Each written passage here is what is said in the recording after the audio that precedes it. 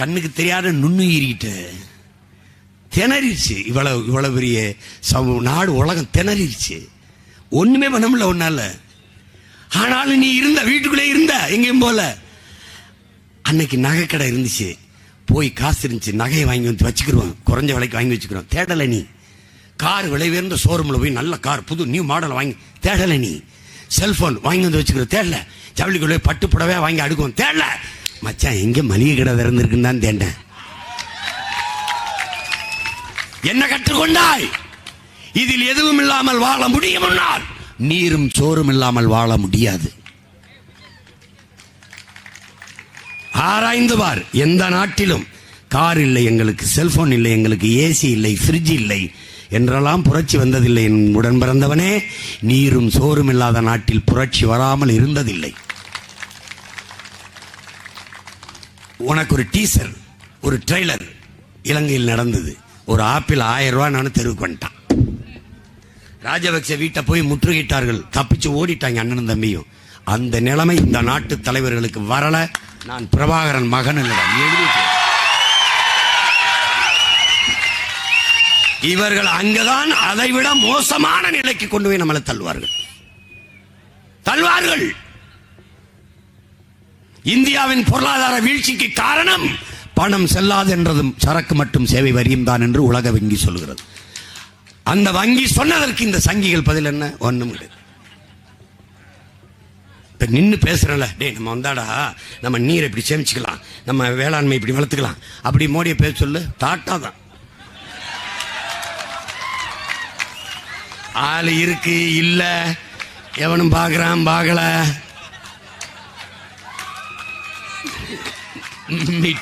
நீ இப்ப நம்ம என்ன செய்ய வேண்டியது இருக்கு? நம்ம ஏப்ரல் 19 என் தங்கச்சி காளியம்மாவுக்கு மைக்கில் ஒரு ஓட்டை போட்டு அவங்களுக்கு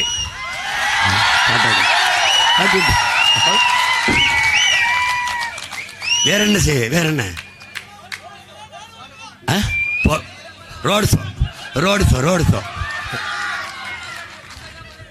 ரோடு ஷோ மக்களுக்கு முன்னாடி நின்று தான் செய்த சேவைகளை சொல்லி இவ்வளவு செய்திருக்கிறேன் என்று நினைவூட்ட முடியல. நம்ம தாத்தா கிட்ட, காமராஜ் கிட்ட சுந்தரம்னு ஒரு இயக்குனர், ஐயா நம்ம நம்ம செய்த சாதனைகளை எல்லாம் ஒரு படமா எடுத்தாயா மக்களுக்கு தியேட்டர்ல போட்டு காட்டலாம்னு. என்ன பண்ணியிருக்கோம் ஐயா? பள்ளிக்கூடம் கட்டியிருக்கோம். சரி, அப்புறம் அது என்ன, அணைகள்லாம் நிறைய டேம் கட்டியிருக்கோம். அப்புறம் ரோடு போட்டிருக்கோம்ல. சரி, பள்ளிக்கூடம் கட்டியிருக்கோம். அதில் என்ன பிள்ளையெல்லாம் படிக்குதுல்ல? படிக்குது. சரி, அதான் படிக்குது, ஜனங்கள் தெரியுமில்ல? தெரியும். ஐயா ரோடு போட்டிருக்கோம், ரோடு போட்டிருக்கோம். மக்கள் அதெல்லாம் போகிறாங்க, ஜனம் போகுதில்ல? ஆமாம், அதான் தெரியுமே ஜனம், நம்ம தான் போட்டோம்னு. சரி, அணை கட்டி அதை நீரில் தான் விவசாய வேளாண் பார்க்குறாங்கல்ல, அப்புறம் தெரியுமில்ல? அப்புறம் அதுக்கு படம் போட்டு வேற காட்ட போற? எப்படி படம் போட்டது காட்டுற நீ? அது கேட்குறாரு, எவ்வளவு காசு ஆகும்? சரி சொல்லு, 2 லட்சம். அட சனின்னு எந்திரிச்சு போ, நான் இன்னும் 2 பள்ளிக்கூடம் கட்டி பிள்ளைகளை படிக்க வச்சிருக்கேன். ஏன்? தலைவன் இவங்க ஜெயிலில் இருந்தேன், ஜெயிலில் வேலூரில் கோழி கறி போட்டிருந்தார் ஐயா கருணாநிதி அவர்கள். கோழி என் தம்பியை கூட்டியிருந்து வந்து கோழியை பாருண்ணா, கழுத்து, இந்த ரெக்கை, 2 கால், இந்த சின்ன கால் இருக்கும்ல, சதக்கால், தொடையில் கீழே கால், இதை கறின்னு போடுறாங்க என்னை. அப்போ அந்த அதிகாரிகிட்ட கூப்பிட்டு கேட்டேன், என்ன சரியா சார் ப்ளீஸ் எக்ஸ்கியூஸ் சார், உங்களுக்கு ஏதாவது வேணா சொல்லுங்கள் சார், தெரியாதா தெரியுது சார். சார் உங்களுக்கு தெரியாத ஒன்றும் இல்லை சார், மாதம் 1 லட்ச ரூபா கொடுக்கணும் சார் கவர்மெண்ட்டுக்கு. இது இல்லைன்னா நாங்கள் கை காசாக சார் போடணும், எங்களுக்கு வழி இல்லை சார், மன்னிச்சுக்கிருக்கு சார், ஏதாவது விட்டுருங்கன்னு. இந்த நிலைமையில் ஆட்சி செய்கிறார்கள். நீ எங்கடா ஒரு சப் இன்ஸ்பெக்டர் ஆயிடுறா 40 லட்சம் கட்டாம? ஒரு ஓட்டுநருக்கு நீ போயிரு, சரி வாத்தியார் பணியிட மாற்றம் கேட்டு 15 லட்சம் 20 லட்சம் கட்டாம பணியிட மாதிரி போயிடுறா, நான் பார்த்துறேன் மாறு. இந்த கமிஷன் பாய்ஸையில் நீ அதிகாரத்தை கொடுத்த ஒண்ணும் ஒரு காலம் வரும், ஊழல் லஞ்சம் என்கிற வார்த்தையை ஒளிந்து போகும். பசி என்கிற சொல்ல தமிழர் தாய் நிலத்தில் இல்லாத ஒளி. அதிகாரமே இல்லாம என் தம்பி குறையற்ற வீடுகளுக்கு ஓலையில குறை வெஞ்சு கொடுக்கிறான் காசிராமன். அதிகாரம் வந்தால் எங்கள் பிள்ளைகள் எவ்வளவு வேலை செய்வார்கள் என்று யோசிச்சு பாருங்க. மறுபடியும் மறுபடியும் உங்கள் மகன் பதிவு செய்கிறேன். நாங்கள் வரும்போது பூமியின் சொர்க்கமாக என் தாய் நிலத்தை மாற்றி படைப்போம். தண்ணீரின் தேவையில் தண்ணீரை அடைவோம். 4500 TMC எனக்கு தண்ணி கிடைக்குது. 1500 தான் பயன்பாட்டில் இருக்குது, மீதி கடலிலே கலக்குது. அதை சேமிப்பேன். கணக்கில்லாத நீர்த்தேக்கங்களை உருவாக்குவேன். 100 ஏக்கர் 200 ஏக்கர் 300 ஏக்கர்ல ஓட்டி திருப்பி நீ நீர் தாரைகளை எவனாவது ஆக்கிரமிச்சா தொலைச்சு பெறுவேன். அங்கங்க விழுகிற நீர்த்தாரை உருண்டு ஓடி போய் என் ஏரி குளங்களை நிறைச்சிருக்கும். சுத்தி முள்ளு கம்பிகளை போட்டு துணை காவல் படையை போட்டு காவல் படையை பாதுகாப்பேன். நீ விஷத்தை கொட்டுறது, கள்ளத்துக்குறது, குப்பையை போடுறது, நோ பிளாஸ்டிக் நோ பாலித்தீன், பேனிட், தூக்கி ஒழிச்சு விட்டுருவேன். பிளாஸ்டிக்கே என் மண்ணுக்குள்ள நுழையாது. கேரளாவில் செயல்படுத்த முடிகிறது, என் நாட்டில் முடியாதா? நீ போ, உன் நண்பர்களோட போ. ஒரு போத்தலை தெருவில் போடு, 100 பேர் வந்து உன்னை அடிச்சு கொன்னே விடுவான். பாரு, இருக்கு காட்சி. போட முடியாது. ஒரு சீமக்கர் வேலை மரத்தை காட்டிடுறா, கேரளால காட்டிடுறா, ஒரு செடியை காட்டிடுறா.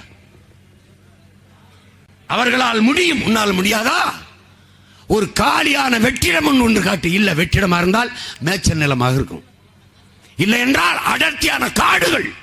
அதனால் பருவ மழைப்பொழிவு. இங்க நமக்கு அப்படி இல்லையே. எங்க பார்த்தாலும் சீமக்கருவு. அது குணம் என்ன தெரியுமா? காற்றில் மிதந்து வர்ற ஈரப்பதத்தை உறிஞ்சிடும். யூக்கலிப்டஸ் என்ன தெரியுமா?